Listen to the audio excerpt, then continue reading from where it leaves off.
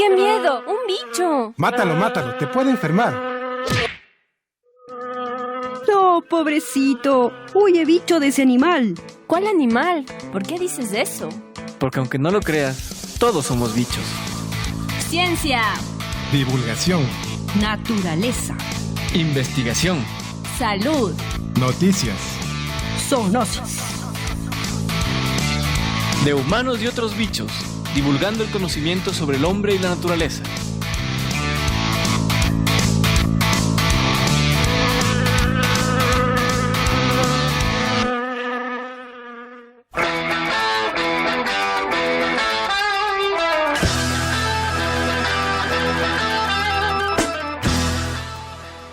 La música es para el alma lo que la gimnasia para el cuerpo. Platón, filósofo griego. La música es el arte más directo. Entra por el oído y va al corazón. Magdalena Martínez, flautista española. Es extraordinario lo potente que es la mala música. Noel Coward, dramaturgo, actor y compositor inglés. Estas 3 frases pueden resumir de lo que hablaremos hoy, de la música, sus efectos psicológico-emocionales y de cómo actúan en nuestro cerebro canciones que no podemos olvidar, como por ejemplo la famosa y controversial canción Despacito. Muy buenos y excelentes días, queridos internautas, oyentes al programa de Humanos y otros bichos. Bienvenidos a una entrega más de nuestro programa de Humanos y otros bichos. Este es un espacio del Instituto de Investigación en Salud Pública y Zoonosis de la Universidad Central, dedicado a la divulgación de las enfermedades zoonóticas y a otras ramas del maravilloso y sorprendente mundo de la ciencia. Bienvenidos y gracias por estar con nosotros.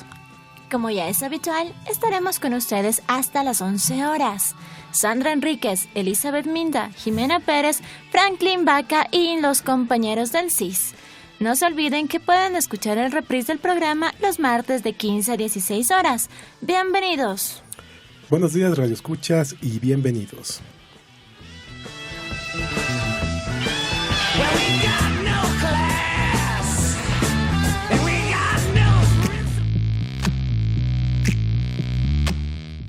En primer lugar, vamos con los titulares. Esta semana discutiremos sobre cómo la música actúa en nuestro cerebro y cómo manipula nuestras emociones.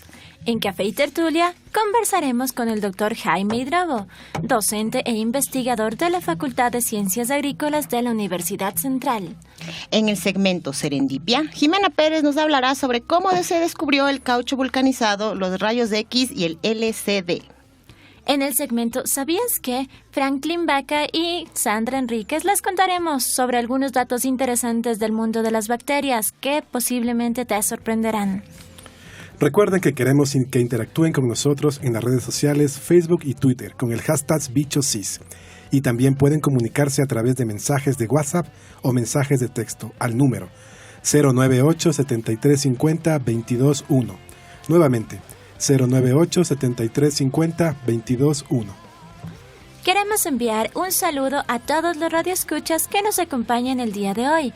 A los amantes de la ciencia que están del otro lado, un gracias sincero. Y también a todos los visitantes a nuestro canal de YouTube. Búsquennos como De Humanos y Otros Bichos. Mil gracias por su fiel sintonía.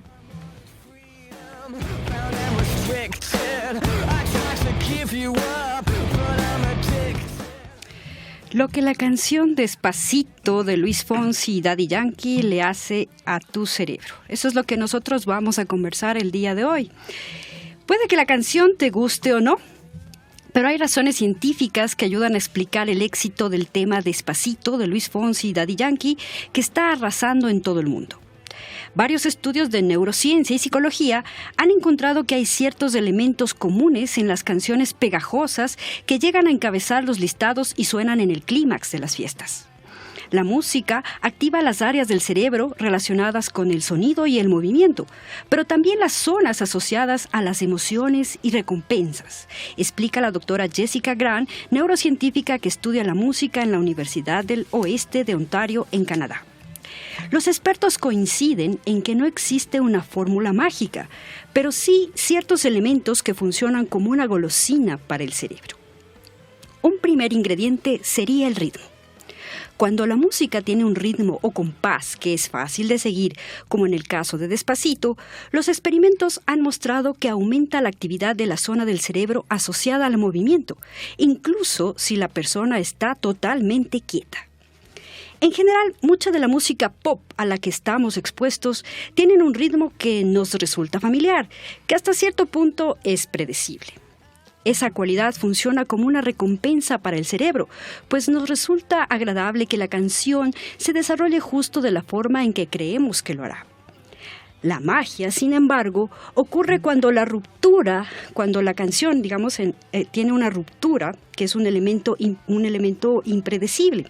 Por ejemplo, en el minuto 1:23 de la canción Despacito, en el que la melodía se detiene y por primera vez Fonsi dice despacito, ahí, cuando es casi imperceptible, el fraseo de Fonsi se desencaja del tempo, se retrasa respecto a la métrica que lleva el ritmo.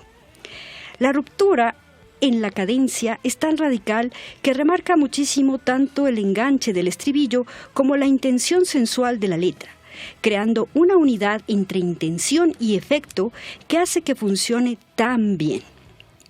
El cerebro se da cuenta de que ha habido un parón raro y eso le llama la atención. Sin embargo, solo se puede aplicar una vez en la canción, porque aplicada muchas veces implicaría un esfuerzo para el cerebro. Psicólogos y científicos han utilizado el término gusano de oído para estudiar esas canciones que se nos quedan pegadas y no podemos dejar de cantar.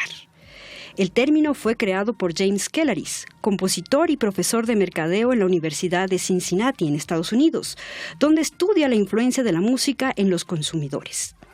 En sus estudios, Kellaris ha encontrado que los gusanos de oídos generalmente son canciones repetitivas y poco complejas, ya sea en su ritmo, en sus letras o ambas. Otra característica, sin embargo, que hace que una canción pueda convertirse en un gusano es que contenga elementos inesperados, como por ejemplo un compás irregular, un patrón de melodía poco predecible o un efecto inusual. Despacito tiene elementos de un gusano de oído. Es animada, simple, repetitiva y tiene un ritmo pegajoso.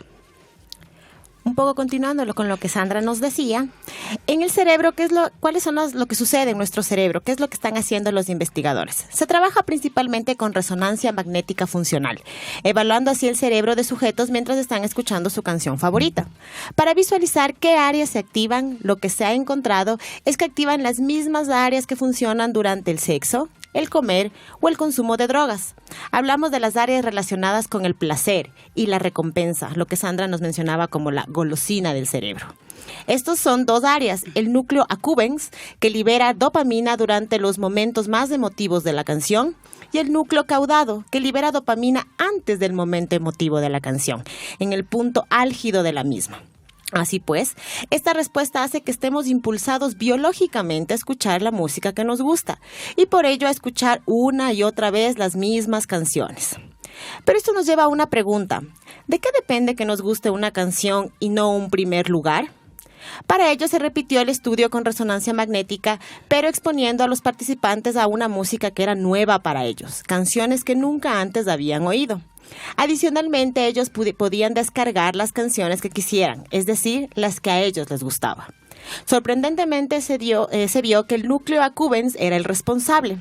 Cuando un sujeto disfruta lo suficiente de una canción como para descargarla, se observa una liberación de dopamina en el núcleo accumbens. Pero además aparecían otro tipo de interacciones con las áreas corticales más superiores, adicional al núcleo accumbens. Estas áreas superiores se encargan del reconocimiento de patrones, memoria musical y procesamiento emocional.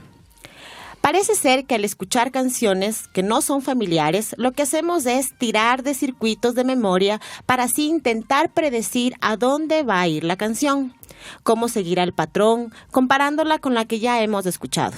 Si la canción es demasiado extravagante y sin patrón rítmico, la gente la encontrará demasiado extraña y acabará por no gustarles, no habiendo entonces liberación de dopamina. En cambio, si la predicción es acierta y si anticipamos correctamente los picos emocionales de la canción, es cuando la dopamina se libera y la persona disfruta de la canción. Es una especie de balance entre saber lo que va a pasar, pero aún así sin ser ligeramente sorprendidos por la canción. Es así como desarrollamos el gusto por una canción y cómo esto nos proporciona placer. En otros experimentos se encontró que independientemente de la persona, o si de la persona tenía mucha o poca experiencia musical, o de si le gustaba o no la canción, se observaba que los diferentes estilos musicales producían diferentes patrones de activación cerebral, lo que se repetía en todos los sujetos. Las canciones más, las letras, las canciones rápidas, las baladas lentas, cada una producía un tipo de patrón de activación diferente, pero que era repetitivo entre todos los sujetos. Pero entonces, ¿cómo se explican los diferentes gustos musicales? Si todos presentamos la misma activación con ciertos estilos de música, ¿por qué no todos disfrutamos igual las canciones? Estas diferencias de preferencia se basan en cómo están comunicadas nuestras neuronas. La exposición a diferentes tipos de música desde la infancia modifica la conexión entre las neuronas. Nuestras predicciones sobre el ritmo empiezan a formarse desde muy pequeños. Tenemos, por ejemplo, el estudio de Erin Hannon, que encontró que los niños de ya 8 meses, los bebés en este caso, ya eran capaces de conectar con ritmos en función de su ambiente. Nuestras predicciones se basan en nuestra experiencia musical previa. El gusto musical de cada uno de nosotros va a depender de la variedad de sonidos y patrones que hayamos oído y acumulado en nuestros cerebros, nuestra memoria durante nuestra vida. Así pues, el núcleo accumbens señala el momento del placer, pero no lo explica. Es el aprendizaje el que lo hace. Esto explica por qué los músicos son capaces de un gusto más amplio y de apreciar y disfrutar estilos musicales complejos. El contexto social también influirá en nuestra respuesta a uno u otro estilo musical. Los momentos evolutivos y la sociedad influyen también en nuestros gustos musicales. Por ejemplo, si escuchas una canción mientras ves a tu exnovio con otra, esa canción resultará aversiva para ti y obviamente no te gustará para nada. El conocimiento, es decir, la asociación entre estímulos y respuestas, explica la respuesta diferente a uno u otro gusto musical. Y la publicidad y la música siempre han sido una pareja de hecho que ha vivido en completa armonía. Muchos de los grandes éxitos musicales han saltado al estrellato a través de los anuncios televisivos y de forma inversa también han sido muchos los anuncios que han alcanzado su popularidad gracias al impacto de la música elegida. Es conocido que el 90% de los anuncios de televisión tienen algún tipo de música. Ese simple dato muestra lo imprescindible que es para la publicidad contar con un acompañamiento musical. Sin embargo, ante esta evidencia, muchos podrían plantearse diferentes cuestiones relacionadas, como por ejemplo, ¿qué tipo de música es la más adecuada para cada tipo de spot o anuncio publicitario? ¿O qué garantiza que la música genere un mayor impacto positivo en los espectadores y consumidores, sin que anule o reste protagonismo al objetivo del propio anuncio? Muchos pensarán que lo fácil sería recurrir a canciones que previamente han alcanzado el éxito en el mercado musical. En otros casos, sin embargo, la música se presenta de forma exclusiva y a modo de jingles que son capaces de mantenerse y repetirse en el subconsciente de la mente de los consumidores. El éxito del impacto de la música de los anuncios publicitarios, ya sea a través de medios como la radio o la televisión, se genera y reside en nuestro cerebro. En este sentido, nuevas investigaciones en el campo de la neurociencia y el neuromarketing han descubierto algunos aspectos y comportamiento de nuestro cerebro que podrían despejar esta serie de incógnitas, ayudando así a seleccionar a aquellas canciones o melodía que pudieran generar un mayor impacto en los consumidores. En conclusión, los avances de las neurociencias y el neuromarketing pueden hacer posible prever el éxito del impacto de la música en los anuncios publicitarios. Es increíble que se hayan creado nuevas ciencias como el neuromarketing para llamar la atención de las personas, de los consumidores. Tengamos cuidado de estos radioescuchas, dejémonos llevar y escuchemos aquellas canciones pegajosas, pero no nos dejemos influenciar demasiado por ellas. Bueno, después de haber escuchado toda esta información, la gran pregunta, ¿de dónde viene la música? ¿Cuál es su razón evolutiva? Charles Darwin pensaba que la música se había originado en el marco de la atracción que se establece entre las parejas de animales y los sonidos que estos emiten durante el cortejo. Darwin deducía estas ideas del canto de algunas aves cuando intentaban encontrar pareja. pero otros autores no han restringido el origen a solo un contexto emocional, más bien lo han atribuido a la necesidad de expresión en la totalidad de las emociones humanas. Se sabe, como mencionaba Elizabeth, desde la aparición de la resonancia magnética, que hay diferencias en la actividad cerebral cuando escuchamos uno u otro tipo de música. Por ejemplo, mi cerebro literalmente llora con canciones que antes mencionábamos y que no me gusta escuchar para nada. No tiene nada de placer mi cerebro al escucharla, por más que sea un gusano o lo que sea. Gusano de oído. Eso, por más que sea un gusano de oído, mi cerebro no lo acepta y punto. Todo esto ha hecho que se pueda relacionar zonas del cerebro que se asocian al placer y también a la música, así como las zonas de insatisfacción con la música desagradable para algunos. Esto de los gustos musicales es un rasgo que compartimos todas las sociedades del mundo, pero de diferente manera. Eso hablaremos un poquito después. Ha habido varias investigaciones en las que han comprobado que los niños prefieren los acordes consonantes a los que no son. Desde los 4 meses de edad ya son capaces de diferenciar estos tipos de música entre consonante y disonante. También se han hecho varios estudios en los que dicen que los humanos también preferimos escuchar sonidos consonantes de manera general. Al parecer es más placentero para el cerebro que los disonantes. Algunas danzas tribales antiguas incluyen movimientos agresivos contra diversos objetos. Por ejemplo, dan patadas a las ramas, a las piedras, y estos sonidos envían información que las palabras no pueden. Así, es plausible la idea de que los ritmos arcaicos son consecuencia de la necesidad de una expresión emocional, sea rabia, alegría o miedo, pero que no siempre las palabras pueden expresarlo. Como otro ejemplo, los indios pies negro de Norteamérica, cuando quieren invocar a la lluvia, pueden llegar a usar más de 100 objetos ceremoniales, cada uno de los cuales corresponde con una canción determinada. Esta función social es la otra hipótesis más invocada por los antropólogos en la actualidad, para explicar la evolución de la música y también la extensión a la totalidad de la especie. La música ha sido usada en varias tradiciones para evocar poderes sobrenaturales y también para ceremonias sociales, como ya les conté un poquito. Edward Hagen, del Instituto de Biología Teórica de la Universidad de Berlín, y Gregory Bryant, del Departamento de Psicología de la Universidad de California, creen que la música ha evolucionado como un sistema de información de la calidad de una coalición entre grupos. Los humanos somos excepcionales a la hora de formar alianzas para cooperar con otros miembros con quienes no estamos emparentados. Estos dos investigadores proponen que la música y la danza se tratan de unas formas extraordinarias de refuerzo de la organización social que pudo evolucionar a partir de la coordinación territorial, como hemos visto en otras especies de animales, especialmente en los chimpancés. Emocional, biológico, social o cualquiera que haya sido su origen, ¿qué sería de la vida sin música? Pues para mí no sería vida. Entonces, ¿ustedes qué opinan sobre Despacito? ¿En verdad es una música pegajosa? Porque hasta ahora está en todo el mundo la canta, al menos videos. La escuchas una vez al día, eso ya está terrorífico. Bueno, yo la escucho mínimo 3 veces al día y ya me harta.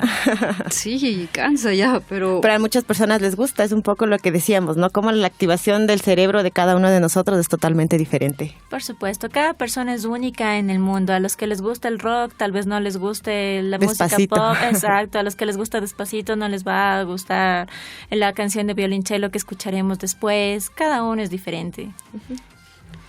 Bueno, y haciendo alusión al tema de hoy, vamos a escuchar una versión un tanto diferente de la canción Despacito, a cargo del dúo de violonchelistas croatas Dos Chelos, quien han hecho otras versiones en violonchelo, en estos casos sí, de buenas canciones, como Smooth Criminal de Michael Jackson.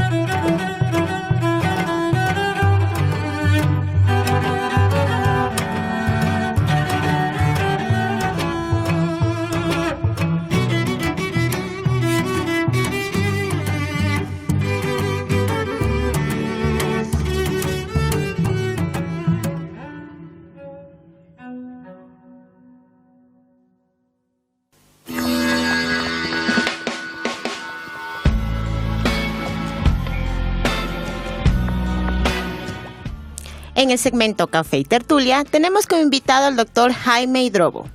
Jaime Ramiro Hidrobo Luna es de nacionalidad ecuatoriana. Se formó como ingeniero agrónomo en el Instituto Superior de Ciencias Agropecuarias de La Habana, Cuba.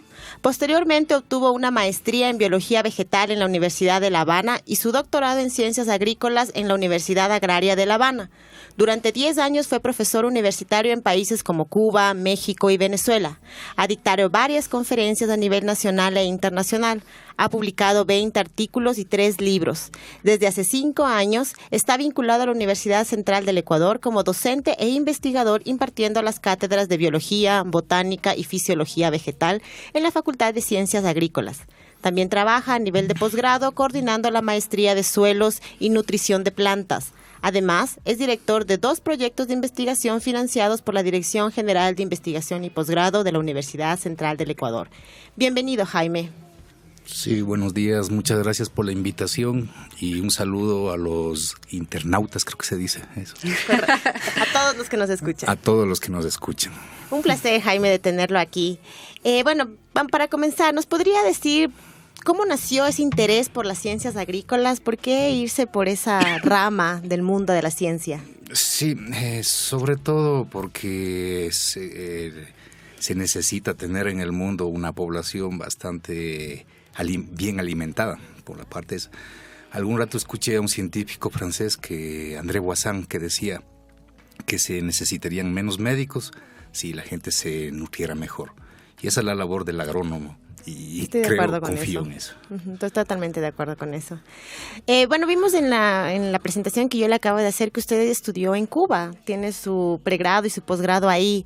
¿Qué significó estudiar allá en la parte personal y profesional, obviamente? Sí, ha sido una experiencia bastante halagadora, digamos, porque es oponerse un poquito a la situación económica reinante en los años 90 del denominado periodo especial. Sin embargo, el gobierno de Cuba, por quien pude ser becado directamente para la República de Cuba, desde el año 1991 hasta 1996 realicé mis estudios de pregrado. Y lo bueno de este país es que los estudiantes, como estudiantes de agronomía, no solo que vivíamos en el campo, sino que éramos parte del desarrollo económico del país. Qué interesante. Es decir, no hacíamos una simulación, sino que interveníamos directamente en las empresas de producción agrícola. Y eso creo que es una buena señal como para poder desarrollarse en el ámbito profesional. Aparte de eso, tuvimos la gran oportunidad de ser parte de grupos de investigadores desde los años estudiantiles, algo que tal vez tenemos que tomar en cuenta aquí en nuestra universidad, en nuestro país. Y eso motiva a que uno pueda tener mayor experiencia en cuanto a la investigación, al estudio y a la producción. Esos son los 3 enfoques con que nos forman en las universidades allá en Cuba, que es relativamente un país posiblemente que se le vea como subdesarrollado, pero muy, muy desarrollado y muy organizado en el aspecto educativo superior y en la producción. Claro, siempre se ha escuchado que en Cuba hay muchos avances y además que la tecnología ha ido avanzando también con el tiempo. Han aparecido estas nuevas tecnologías, digamos, que se llama la biotecnología vegetal o la ingeniería genética aplicada a todo lo que es la parte de plantas. ¿Usted ha tenido alguna experiencia en este campo? ¿O qué se puede hacer aquí en el Ecuador, por ejemplo? Sí, esencialmente en Cuba, en La Habana, donde yo estudié y viví por mucho tiempo y trabajé también posteriormente durante 4 años después de culminar mis estudios de doctorado, es que se da una enorme importancia a la biotecnología, sobre todo en el aspecto investigativo. A veces no es tan aplicado lo que se investiga, pero es como tener una especie de as bajo la manga, sin poder negar el aspecto, digamos, de los logros científicos con esta rama. No se debería hacer eso, algo que nosotros aquí en nuestro país estamos sometidos a esas, digamos, rigurosidad de leyes en contra de la biotecnología, que en cambio en Cuba, en otros países también del área, se toma muy en cuenta esto como un avance científico más que como una ciencia que puede provocar anomalías, anormalidades en las plantas, en los animales, en los humanos.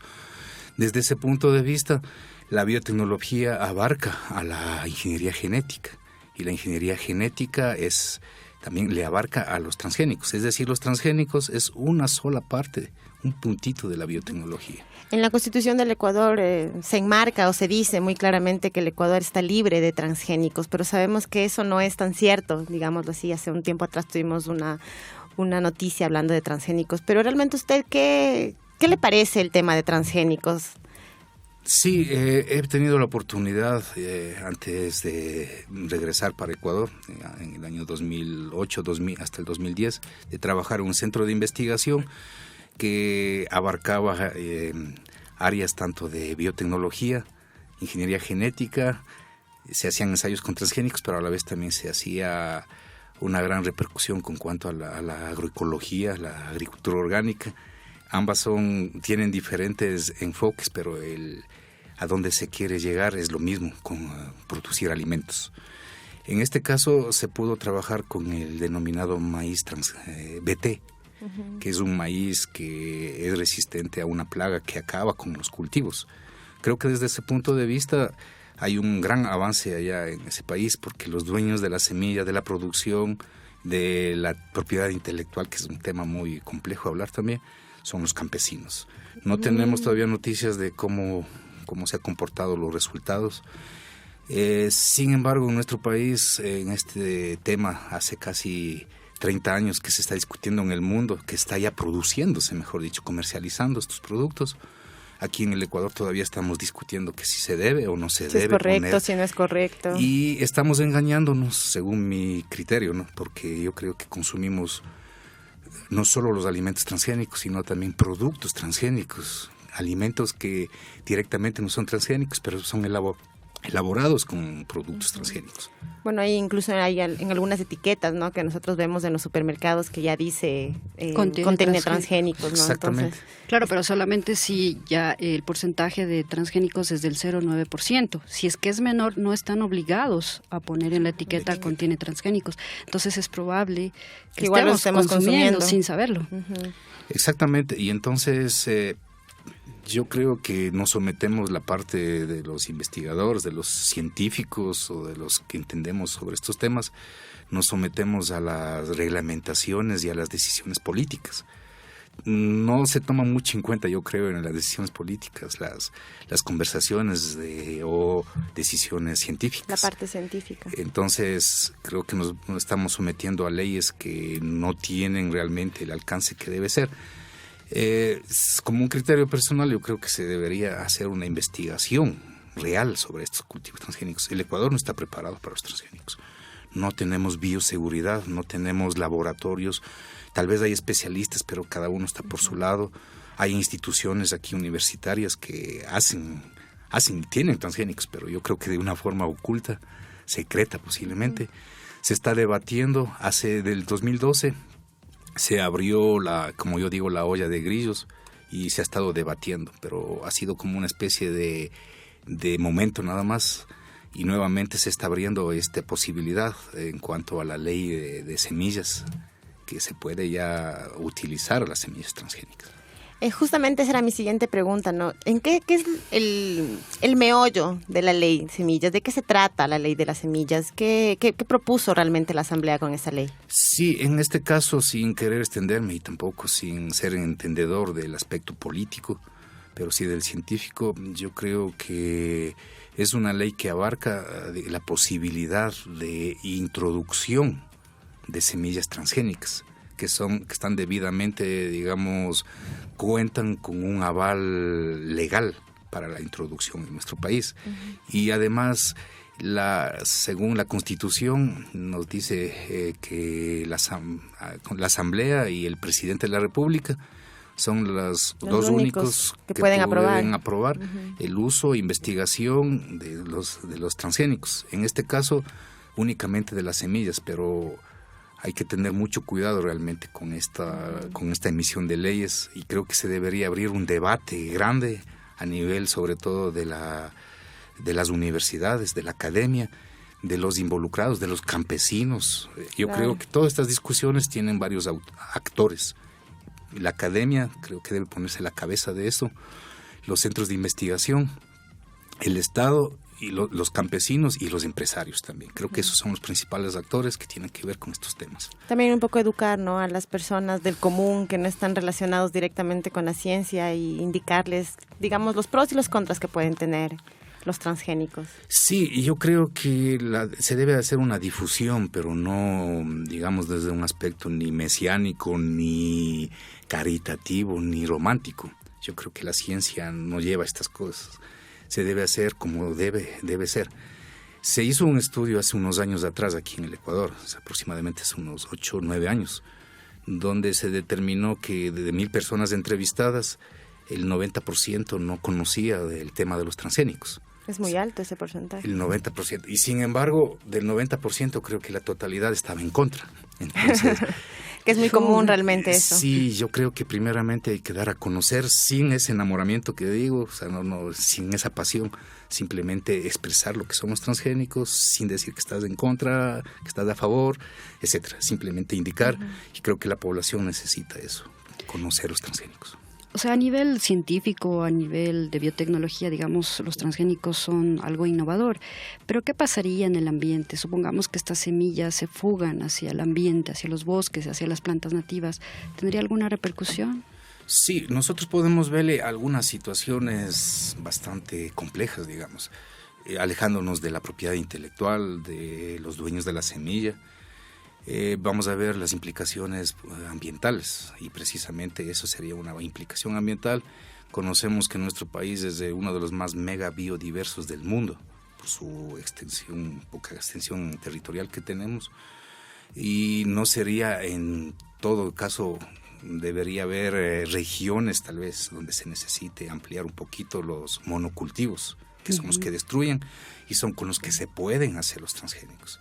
Nosotros tenemos en la sierra, por ejemplo, alta diversidad, que no necesitamos, creo que, esto de los transgénicos. Y es imprescindible en esta cuestión, se le llama migración de genes. Cuando tenemos un cultivo transgénico, se determinan, algunos autores dicen que migra a 1,000, 2,000 metros, y creo que se podría hacer tal vez una investigación. Eso es lo más importante, hacer una investigación donde se pueda determinar si hay o no hay, pero de una forma científica determinar eso. Claro. Pero hay implicaciones, pero hay otras implicaciones, aunque no están demostradas, que son las del punto de vista de la salud de los humanos. No se ha hecho, se hizo un intento en Francia, se destruyó ese intento de demostrar que es cancerígeno. Que eran malos, ajá. Sí, con unas ratas.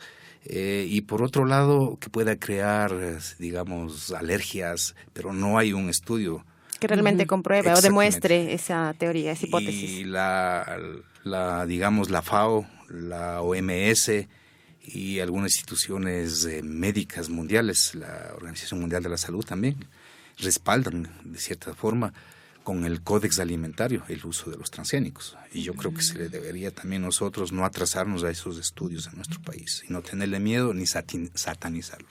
Tal vez también un poco conocer qué tenemos aquí, ¿no?, en nuestro propio país. Por ejemplo, hay bancos de germoplasma de algunas especies vegetales, pero creo que falta mucho trabajo en eso. Primero conocer lo que tenemos y después...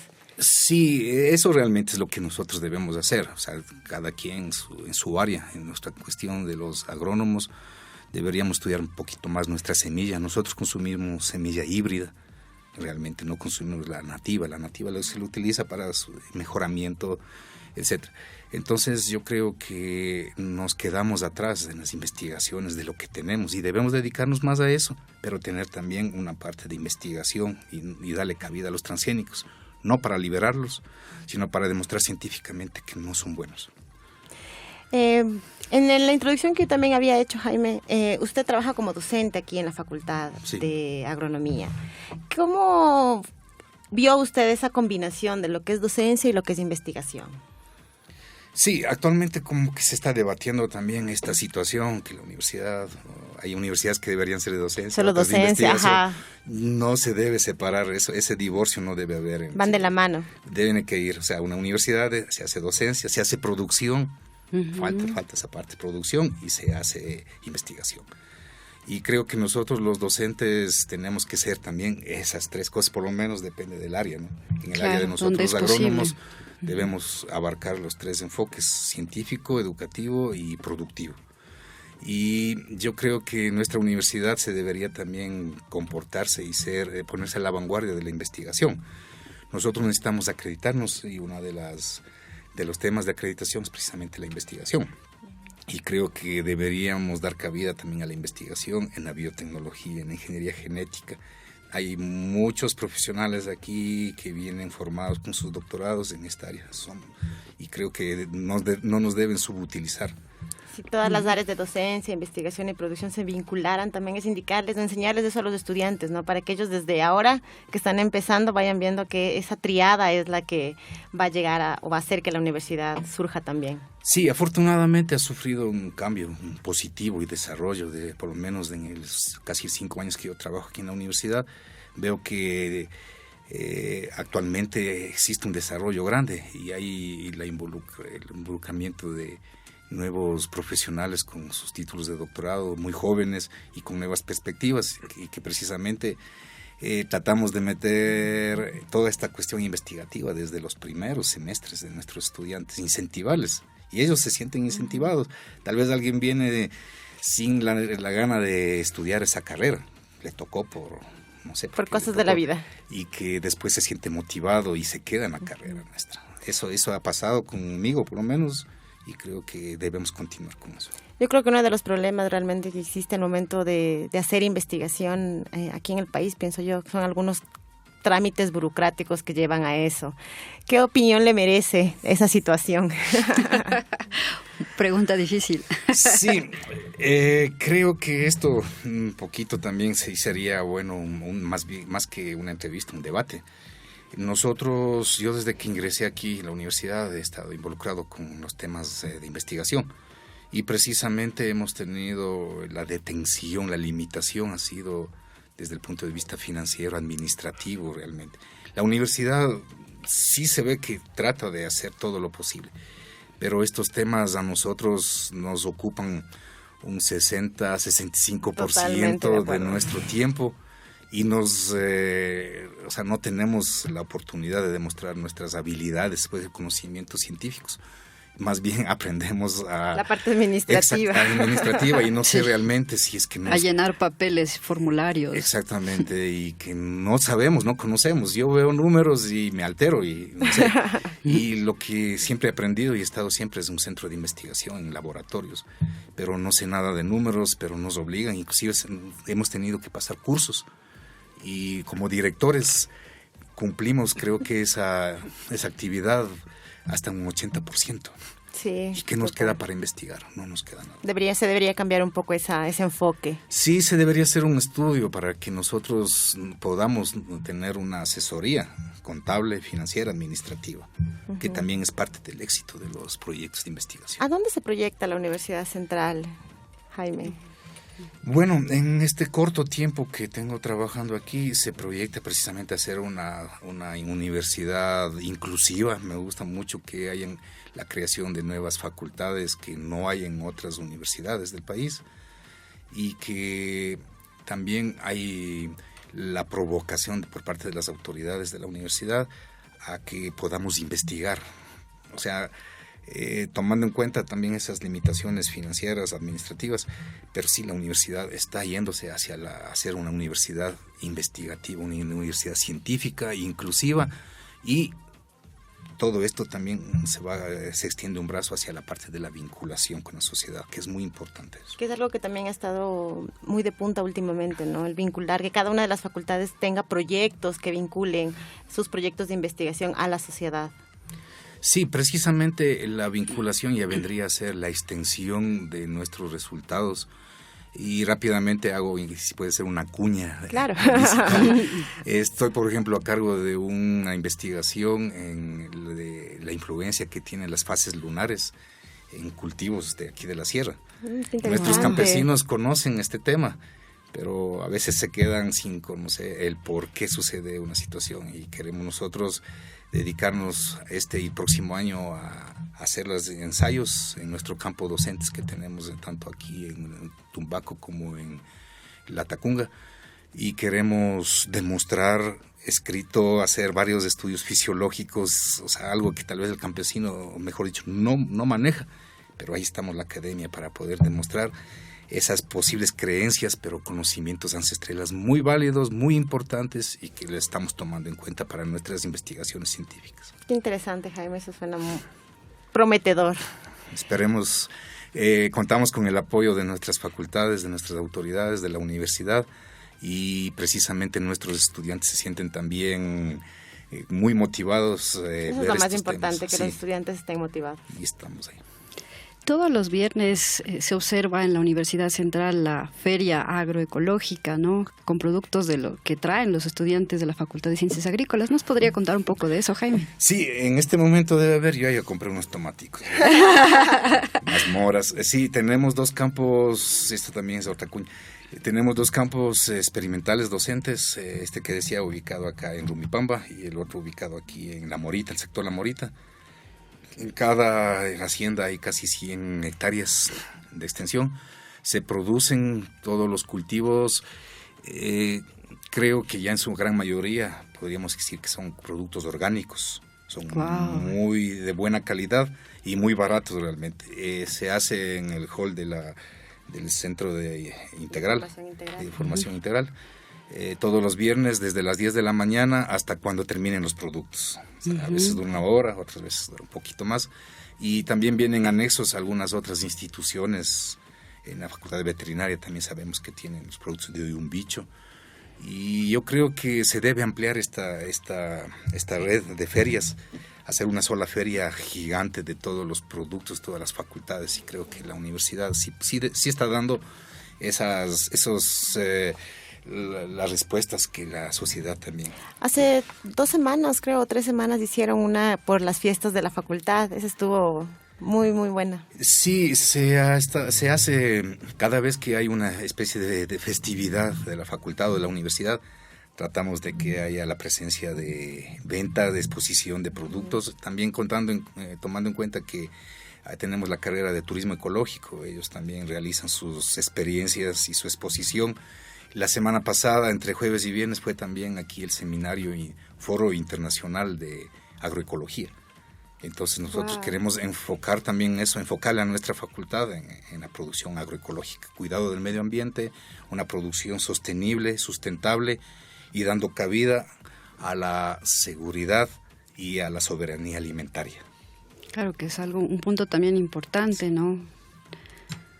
Y bueno. Sí, bueno, estamos ya con el tiempo. Jaime, muchas gracias por haber venido. Antes de terminar, ayúdenos contando una anécdota que le haya pasado en todo este tiempo, que ha sido ya todo un profesional. Sí, bueno, no ha habido tantas anécdotas aquí en el Ecuador, un poquito más. Aquí la gente es un poquito más tranquila. Pero sí hubo alguna situación que yo le consideraba un poco cómica en Venezuela, que alguna vez hubo una persona que había llevado tomates. Yeah. Y estaba yo dando una conferencia sobre transgénicos, precisamente, cómo se hace un transgénico, qué medidas se deben tomar, la bioseguridad, etcétera. Y generalmente yo lo que hacía es, después de cada conferencia tocaba la guitarra. También músico. Sí, también. Sí, hablando de música que hablábamos ahora. No, Despacito yo no la sé. Entonces, no le ha pegado. Entonces me lanzaron unos tomates y yo hasta ahora me pregunto si fue por la conferencia o fue por la música. Si fue por lo que cantaba. Entonces esa fue una experiencia que realmente no me encuentro. Y me dijeron, es un tomate transgénico. Y ¡bum!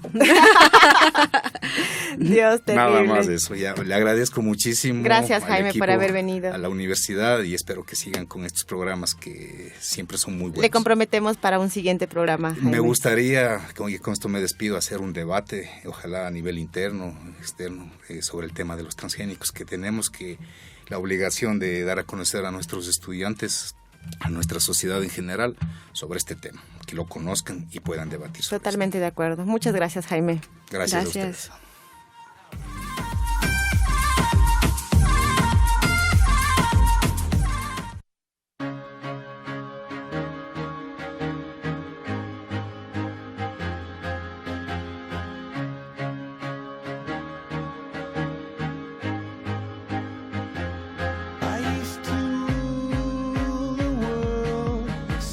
Rise when I gave the word. Now in the morning I sleep.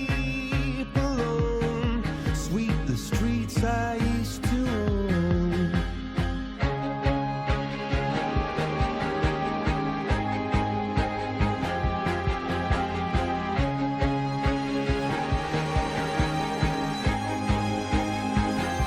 I used to roll the dice, feel the fear in my enemy's eyes, listen as the crowd would sing.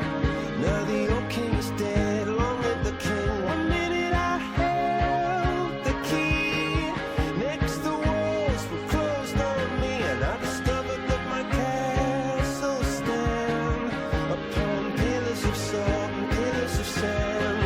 I hear Jerusalem bells are ringing, Roman cavalry choirs are singing. Mirror, mirror, my sword and shield, my missionaries in a foreign field. For some reason I can't explain, once you've gone there was never, never an honest word. And that was when I ruled the world.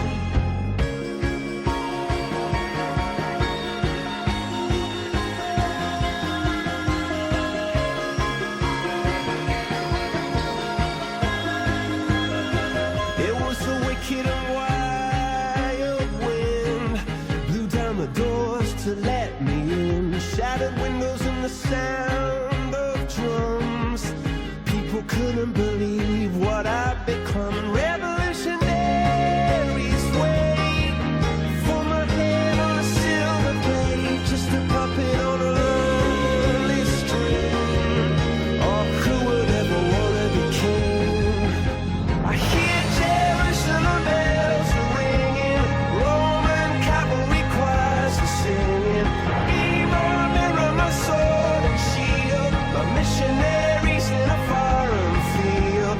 For some reason I can't explain, I know St. Peter won't call my name, never an honest word, but that was when I ruled the world.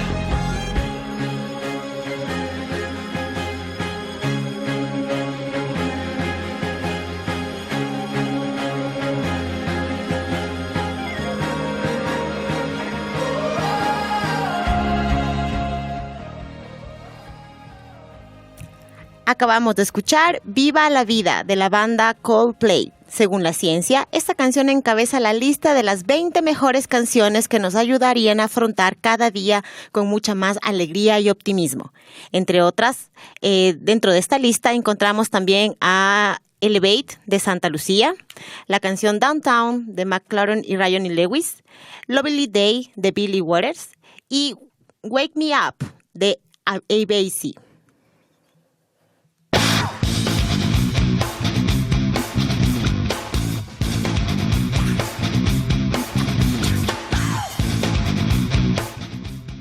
A continuación, Jimena Pérez va a hablarles sobre serendipia. Bienvenidos al segmento Serendipia. Imaginemos un científico del montón, con varias carreras, pero lavando pipetas en el laboratorio de alguien con más carisma. Serendipia es algo torpe, pero muy buena gente. Audaz en la observación, no se entrega totalmente al método, sino más bien a la inspiración.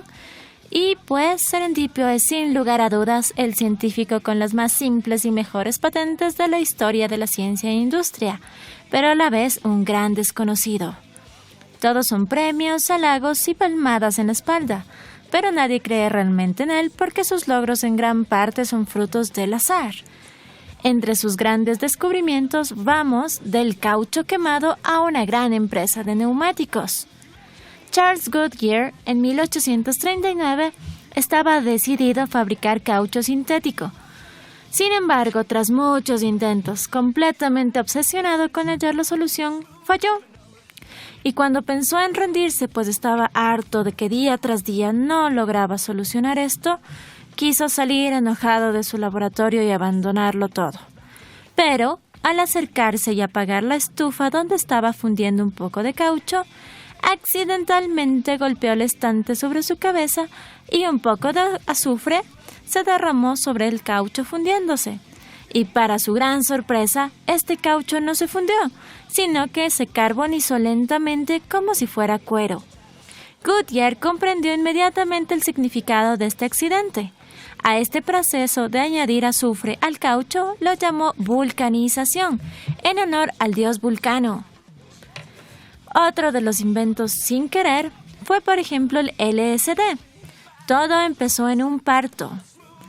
Albert Hofmann era un químico que a finales de los años 30 trabajaba tratando de purificar los compuestos producidos por el hongo del centeno para evitar hemorragias que suceden tras el parto. Sin embargo, consiguió aislar la dietilamida del ácido lisérgico. Trabajando con este nuevo compuesto en su laboratorio, sin tener cuidado, lo que hizo fue tomar el frasco donde estaba y pues las gotas quedaron derramadas en sus dedos. No estaba usando guantes. Después de esto quiso comer una manzana, lo hizo y accidentalmente ingirió gotas de este compuesto. Entonces, en una entrevista dijo que comenzó a sentirse extrañamente mareado. Vio cómo los colores cambiaban y su humor también. Se sentía completamente feliz. En otras palabras, el químico realizó el primer viaje sin quererlo, antes de que el LSD fuera la droga más conocida y también la más psicodélica de los años 60 y 70. Así fue como se creó. Por último, los rayos desconocidos. Esta invención fue merecedora del Premio Nobel de Física en 1901. Wilhelm Conrad trabajaba en unos experimentos con rayos catódicos y pues por un accidente colocó su mano en la lámina de cartón que estaba impregnada con cianuro de bario y cuando lo hizo notó que después de un rato la lámina estaba impregnada con la forma de su mano, pero en huesos. Nadie le creyó, le decían que era un mentiroso, hasta que buscó a alguien que estaba fracturado el brazo, intentó tomarle una radiografía y lo hizo. Así que, desde ese entonces, este descubrimiento lo llamó como rayos X, porque él no sabía muy bien su origen, pero lo logró. Existen muchos más descubrimientos al azar, aparte de los que hemos contado hoy, el velcro, el teflón y otros, pero de eso hablaremos en un siguiente programa. Hasta la próxima, estimados radioescuchas.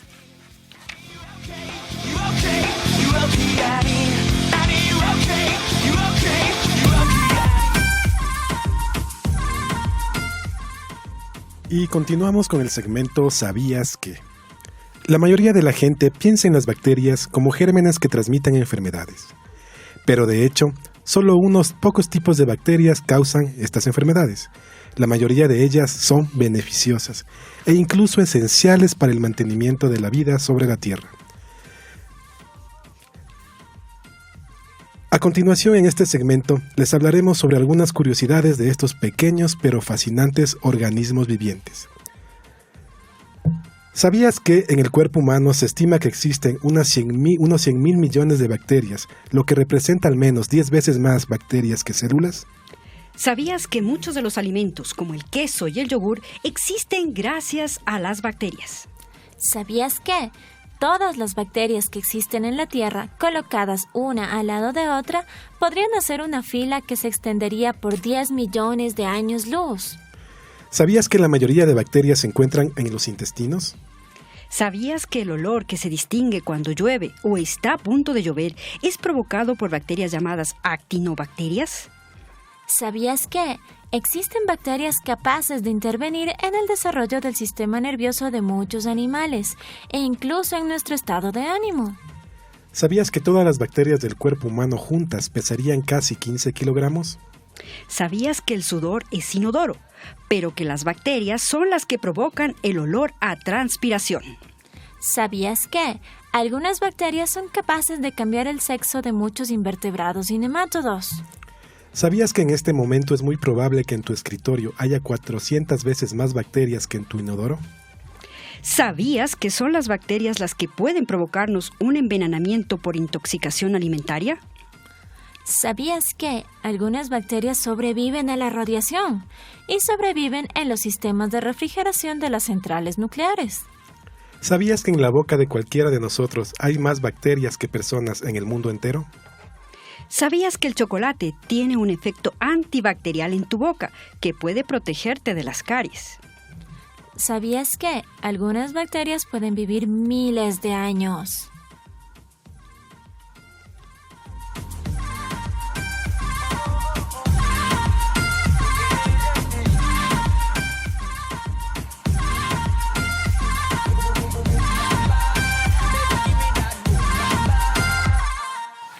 No se pierdan el programa de la próxima semana, donde hablaremos sobre temas interesantes y les traeremos más novedades de la ciencia. Un fuerte abrazo a todos por escucharnos. Hasta la próxima semana. Nos encontramos la próxima semana. Radio Escuchas y sus bacterias, escúchenos la siguiente programa. No se olviden que pueden descargar la aplicación de la Radio Universitaria UCE en Play Store de Google para escucharnos a través de sus celulares o dispositivos móviles. Gracias por habernos acompañado en el día de hoy. Y que la ciencia triunfe.